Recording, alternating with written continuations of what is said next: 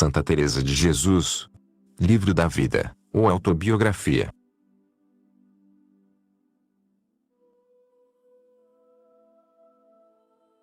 Capítulo 27. Trata de outro modo com que o Senhor ensina a alma e, sem lhe falar, lhe dá a entender a sua vontade de uma maneira admirável. Declara também uma visão não imaginária e grande mercê que lhe fez o Senhor. É muito digno de atenção este capítulo. Pois, voltando ao discurso da minha vida, estava eu acabrunhada de penas e aflições e faziam-se muitas orações, como tenho dito, para que o Senhor me levasse por outro caminho que fosse mais seguro, pois este, me diziam, era tão suspeito. Verdade é que, embora eu o suplicasse a Deus, por muito que quisesse desejar outro caminho, como via tão melhorada a minha alma, não estava na minha mão desejá-lo, a não ser alguma vez quando estava muito fatigada das coisas que me diziam e dos medos que me metiam, contudo sempre o pedia. Eu via-me outra em tudo, não podia, mas punha-me nas mãos de Deus. Ele sabia o que convinha, que em tudo cumprisse em mim o que era de sua vontade. Via que, por este caminho, era levada para o céu e que antes ia para o inferno, que houvesse de desejar isto e crer que era demônio, não podia forçar-me a isso, embora fizesse quanto podia para o acreditar e desejar, mas não estava isso na minha mão. Oferecia o que fazia, se era alguma boa obra, por essa intenção. Apegava-me a santos de quem era devota, para que me livrassem do demônio. Fazia novenas encomendando-me a Santo Hilarião, a São Miguel Arcanjo, a quem, por este motivo, tomei novamente devoção, e a outros muitos santos importunava, para que o Senhor mostrasse a verdade, digo, para que o conseguissem de Sua Majestade. Depois de 2 anos, em que andava com toda esta oração minha e de outras pessoas para que o Senhor me levasse por outro caminho ou declarasse a verdade, porque eram muito contínuas as falas que, como tenho dito, me dava o Senhor, aconteceu-me isto, estando um dia do glorioso São Pedro em oração, vi ao pé de mim ou senti, para melhor dizer, pois nem com os olhos do corpo nem com os da alma nada vi, mas parecia-me que Cristo estava ali mesmo junto de mim e via ser Ele que me falava, segundo me parece. Como estava ignorantíssima que pudesse haver semelhante visão, deu-me um grande temor a princípio e não fazia senão chorar, embora, dizendo-me uma só palavra de segurança, ficasse sossegada com regalo e sem nenhum temor, como costumava. Parecia-me andar sempre a meu lado Jesus Cristo, e, como não era visão imaginária, não via sob que forma, mas sentia muito claramente estar Ele sempre a meu lado direito e que era testemunha de tudo quanto eu fazia, e de nenhuma vez em que me recolhesse um pouco, ou não estivesse muito distraída, podia ignorar que estava ao pé de mim. Fui logo a meu confessor, muito aflita, a dizer-lhe. Perguntou-me sob que forma eu via. Eu disse-lhe que o não via.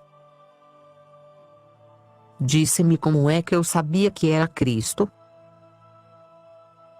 Eu disse-lhe que não sabia como, mas não podia deixar de entender que Ele estava ao pé de mim e o via e sentia nitidamente, e que o recolhimento da alma era muito maior que em oração de quietude e muito contínuo, e os efeitos muito diversos dos que costumava ter, e que era coisa muito clara. Não fazia senão usar de comparações para me dar a entender, e certo é que, para este modo de visão, não há uma, a meu parecer, que lhe quadre bem. Assim como é das mais subidas, Segundo me disse depois um santo homem e de grande espírito, chamado Frei Pedro de Alcântara, de quem depois farei menção, e mo têm dito outros grandes letrados, e que de todas é onde menos se pode intrometer o demônio. Assim também não há termos para sabermos dizer aqui, as que pouco sabemos, só os letrados melhor o darão a entender. Porque se digo que, nem com os olhos do corpo nem da alma, vejo Jesus Cristo, porque não é visão imaginária, como entendo e me afirmo que está ao pé de mim com mais clareza do que se o visse. Porque, parecer que é como uma pessoa que está às escuras, que não vê outra que está junto dela, ou se é cega, não é bem isso. Alguma semelhança tem, mas não muita, porque essa tal sente com os sentidos, ou a ouve falar ou mexer ou a toca. Aqui não há nada disto, nem se vê escuridão, e só se representa a alma por uma notícia mais clara do que o sol. Não digo que se vê o sol, nem a claridade, mas uma luz que, sem ver luz, alumia o entendimento para que a alma goze de tão grande bem. Traz consigo grandes bens. Não é como uma presença de Deus que se sente muitas vezes, em especial os que têm oração de quietude e união. Dir-se-ia que, em querendo começar a ter oração, encontramos com quem falar, e parece que entendemos que nos ouve, pelos efeitos e sentimentos espirituais que sentimos do grande amor e fé e de outras resoluções, com ternura. Esta grande mercê é de Deus, e tenha em muito a alma quem foi dada, porque é muito subida a oração, mas não é visão. Entende-se que está ali Deus pelos efeitos que, como digo, produz na alma, pois por aquele modo quer Sua Majestade dar-se a sentir. Nesta, vê-se claramente que está presente Jesus Cristo, Filho da Virgem. Nessa outra oração representam-se umas influências da divindade, aqui, juntamente com elas, vê-se que nos acompanha e nos quer fazer mercês também a humanidade sacratíssima. Perguntou-me o confessor, quem disse que era Jesus Cristo. Ele mo disse muitas vezes, respondi eu, mas antes que mo dissesse, se imprimiu no meu entendimento que era ele, até mo tinha dito antes, mas a ele não ouvia. Se uma pessoa que eu nunca tivesse visto, se não ouvido novas dela, me viesse falar, estando eu cega ou em grande escuridão, e me dissesse quem era, acreditá-la-ia, mas não poderia afirmar com tanta certeza que era ela como se a tivesse visto. Aqui, sim, que sem se ver, se imprime com uma notícia tão clara que não parece se possa duvidar, pois quer o Senhor que fique tão esculpido no entendimento, que disso não se possa duvidar mais do que daquilo que se vê, e até menos. Porque nisto ainda algumas vezes nos fica a suspeita se foi ilusão ou não, aqui, embora de súbito venha esta suspeita, fica por outra parte uma grande certeza que desvanece a dúvida. Assim é também numa outra maneira em que Deus ensina a alma e lhe fala sem falar, do modo que fica dito. É uma linguagem tão do céu, que aqui na terra não se pode dar a entender, por mais que o queiramos dizer, se o Senhor, por experiência, não nos ensina. Põe o Senhor, no mais interior da alma, o que quer que ela entenda e ali o representa sem imagem nem forma de palavras, a não ser à maneira desta visão que fica dita. E note-se bem esta maneira de fazer Deus com que entenda a alma o que Ele quer, e grandes verdades e mistérios, porque muitas vezes o que entendo, quando o Senhor me declara alguma visão que Sua Majestade quer representar-me, é assim. parece-me que é onde o demônio menos se pode intrometer, pelas ditas razões. Se elas não são boas, eu me devo enganar. É uma coisa tão espiritual este modo de visão e de linguagem, que nenhum bulício há nas potências nem nos sentidos, a meu parecer, por onde o demônio possa tirar alguma coisa. Estudasse alguma vez e com brevidade, noutras, bem me parece a mim que não estão suspensas as potências nem perdidos os sentidos, antes muito em si, pois isto nem sempre sucede na contemplação, senão muito poucas vezes. Mas estas, quando são, digo que não pomos nada da nossa parte nem fazemos nada, tudo parece obra do Senhor. É como se o manjar já estivesse no estômago sem o termos comido, nem sabermos como aí chegou, mas percebendo-se bem que lá está, ainda que então não se entenda que manjar é, nem quem ali o pôs. Aqui sim, mas como foi posto não sei, que nem se viu nem se entende, nem jamais a alma se havia movido a desejá-lo, nem tinha vindo ao meu conhecimento como isto podia ser. Na fala que temos dito antes, faz Deus que o entendimento advirta, ainda que lhe pese, em compreender o que se diz. Parece que a alma tem ali outros ouvidos com o que ouve e que a fazem escutar e que não se distraia, como uma pessoa que, se ouvisse bem e não lhe consentissem tapar os ouvidos e lhe falassem ali ao pé em voz alta, embora não quisesse, ouviria. E, enfim, alguma coisa faz, pois está atenta para entender o que lhe dizem. Aqui nenhuma coisa faz, pois até este pouco que fazia na fala passada, que era só escutar, lhe é tirado. Tudo encontra cozinhado e comido, não lhe resta mais que fazer, senão gozar, como alguém que, sem aprender nem nada ter trabalhado para saber ler, nem tão pouco tivesse estudado, achasse em si toda a ciência já sabida, sem saber como nem onde, pois até nunca se dera ao trabalho de aprender o ABC. Esta última comparação parece-me dizer alguma coisa deste dom celestial, porque a alma vê-se num momento sábia, e tão declarado o mistério da Santíssima Trindade e outras coisas muito subidas, que não há teólogos com quem se não atrevesse a disputar a verdade destas grandezas. Fica-se tão espantada, que basta uma mercê destas para mudar toda uma alma e fazê-la não amar nada a não ser a quem vê que, sem nenhum trabalho, a tornou capaz de tão grandes bens e lhe comunica segredos tais e trata com ela com tanta amizade e amor, que se não podem descrever. Porque Deus faz algumas mercês que trazem consigo suspeita, por serem de tanta admiração e feitas a quem tão pouco as tem merecido, que se não houver fé muito viva, não se poderão acreditar.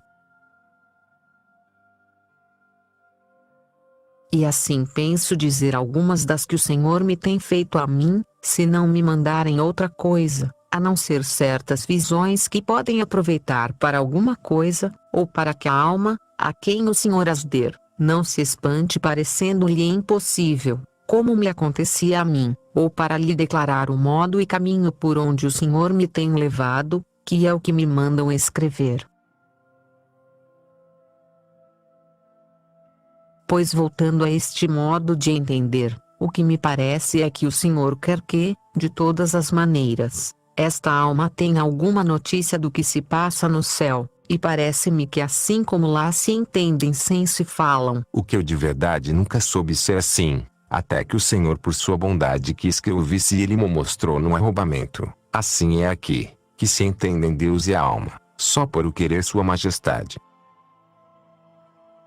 Isto sem outro artifício para se dar a perceber o amor que se tem estes dois amigos. Tal como cá, na terra, quando duas pessoas se querem muito e têm bom entendimento, até sem sinais, parece que se entendem só com o olhar. Assim deve ser aqui que, sem nós vermos como, se olham fixamente estes dois amantes, como diz o esposo à esposa nos cantares. Segundo creio, ouvi dizer que era aqui.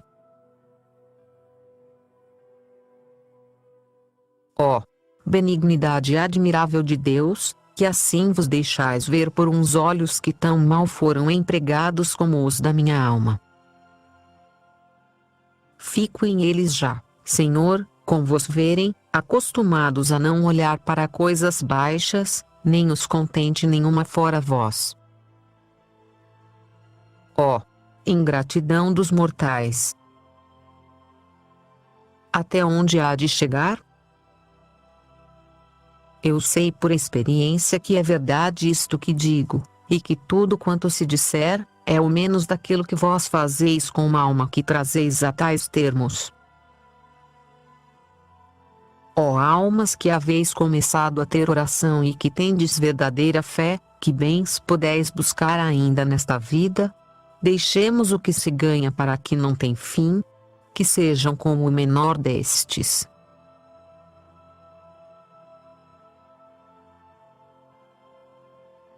Olhai, que é assim, de certeza, que Deus se dá-se aos que tudo deixam por Ele. Não faz acepção de pessoas, a todas ama, ninguém tem escusa, por ruim que seja, pois assim fez comigo trazendo-me a tal estado. Olhai que o que digo é cifra daquilo que se pode dizer.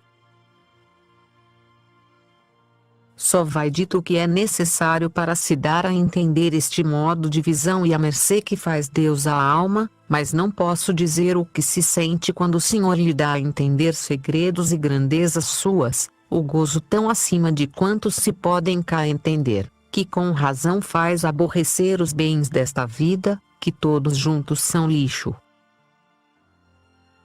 Causa asco trazê-los aqui para qualquer comparação, ainda que fosse para os gozar sem fim, e estes, que dá ao Senhor, são apenas uma gota de água do rio grande e caudaloso que nos está preparado. É vergonha e eu certamente a tenho de mim e, se pudesse haver afronta no céu, com razão estaria eu lá mais envergonhada que ninguém. Porque havemos de querer tantos bens e deleites e glória para sempre sem fim e todos à custa do bom Jesus. Não choraremos ao menos com as filhas de Jerusalém, já que o não ajudamos a levar a cruz como Cireneu?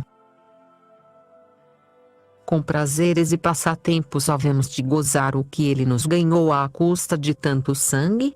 É impossível. E com honras vãs pensamos remediar um desprezo como o que ele sofreu, para que nós reinássemos para sempre. Não tem cabimento. Errado, errado vai o caminho. Nunca chegaremos lá. Dê vozes, vossa mercê, dizendo estas verdades, pois Deus a mim me tirou esta liberdade. A mim mesma eu as quereria dar sempre e tão tarde me ouvi e entendi a Deus, como se verá pelo que tenho escrito. É para mim de grande confusão falar nisto e assim quero calar. Só direi o que algumas vezes considero. Praza ao Senhor pôr-me em termos de poder gozar deste bem. Que glória acidental será e que contento dos bem-aventurados que já disto goza, quando virem que, embora tarde, não deixaram de fazer por Deus coisa alguma das que lhes foi possível e, por todas as maneiras que puderam, não deixaram coisa por lhe dar conforme as suas forças e estado, e o que mais tinha, mais deu. Que rico se achará o que todas as riquezas deixou por Cristo. Que honrado que por ele não quis honra, antes gostou de se ver muito abatido. que sábio que se alegrou de que o tivessem por louco, pois assim chamaram a mesma sabedoria. Que poucos há destes agora, por nossos pecados. Parece que já se acabaram os que as gentes tinham por loucos, vendo-os fazer obras heróicas de verdadeiros amadores de Cristo. Ó mundo, mundo, como vais ganhando honra em razão de haver poucos que te conheçam. E pensamos que se serve jamais a Deus em que nos tenham por sábios e discretos. Isso deve ser, segundo se usa de discrição. Logo nos parece que é de pouca edificação não andar, cada um em seu estado, com muita compostura e autoridade. Até o frade, o clérigo e a freira nos parecerá que, trazerem coisa velha e remendada, é novidade dar escândalo aos fracos, e até o estarem muito recolhidos e ter oração, conforme está o mundo e tão olvidadas as coisas de perfeição de grandes ímpetos que tinham os santos, que penso fez mais dano às desventuras que se vêem nestes tempos e que não daria escândalo a ninguém os religiosos darem a entender por obras, como dizem por palavras, o pouco em que se há de ter o mundo, pois, destes escândalos, o Senhor tira grandes proveitos. E se uns se escandalizam, outros entram em si e têm remorsos. Houvesse sequer um esboço do que passou Cristo e seus apóstolos, pois agora, mais do que nunca, é preciso. E, que bom aquele que Deus nos levou agora no bendito Frei Pedro de Alcântara. Não está já o mundo para sofrer tanta perfeição. Dizem que estão as saúdes mais fracas e que não estamos nos tempos passados.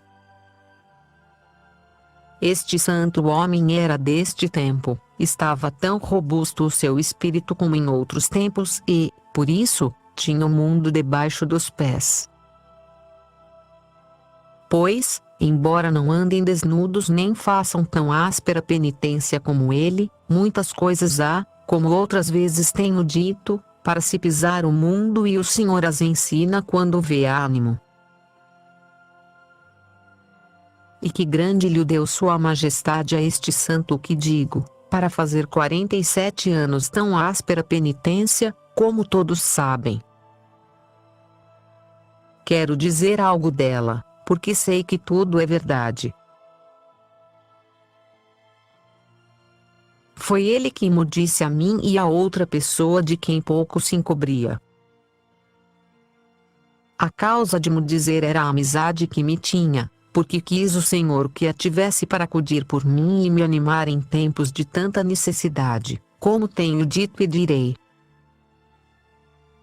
Parece-me que me disse que em 40 anos só tinha dormido hora e meia entre noite e dia, e o maior trabalho de penitência que teve nos princípios foi o de vencer o sono, e para isto estava sempre de joelhos ou de pé. Só dormia sentado e a cabeça encostada a um madeirosito que tinha pregado à parede. Deitado, embora quisesse, não podia, porque sua cela, como se sabe, não tinha de comprimento mais que 4 pés e meio. Em todos estes anos jamais pôs o capuz, por grandes sóis e chuvas que houvesse, nem nada nos pés, nem vestido, a não ser um hábito de estamenha, sem nenhuma outra coisa sobre a carne, e este tão apertado que mal se podia sofrer e uma capa do mesmo pano por cima. Dizia-me que, nos grandes frios, atirava e deixava a porta e o postigo da cela abertos para que, pondo depois a capa e cerrando a porta, contentava o corpo, para que sossegasse com mais abrigo. Comer de 3 em 3 dias era o mais normal, e perguntou-me por que me espantava, pois era muito possível a quem se acostumava a isso. seu companheiro disse-me que lhe acontecia estar 8 dias sem comer. Devia ser estando em oração, porque tinha grandes arroubamentos e ímpetos de amor de Deus, de que uma vez foi testemunha. Sua pobreza era extrema, e foi tal a sua mortificação na mocidade, que me disse que lhe havia acontecido estar 3 anos numa casa da sua ordem e não conhecer a frade, a não ser pela fala, porque não levantava nunca os olhos, e assim nem aos lugares aonde de necessidade tinha de rir sabia, a não ser indo atrás dos frades. Isto também lhe acontecia pelos caminhos. A mulheres jamais fitava, e isto durante muitos anos. Dizia-me que já tanto se lhe dava ver como não ver. Já era muito velho quando o vinha conhecer, e tão extrema a sua fraqueza, que não parecia senão feito de raízes de árvores. Com toda esta santidade era muito afável, embora de poucas palavras, a menos que fosse interrogado. Nestas era muito ameno, porque tinha um muito lindo entendimento. Outras muitas coisas quisera eu dizer, mas tenho medo de que vossa mercê me diga para que me meto nisto, e com este medo tenho escrito. Assim termino dizendo que foi o seu fim como a sua vida, pregando e admoestando os seus frades.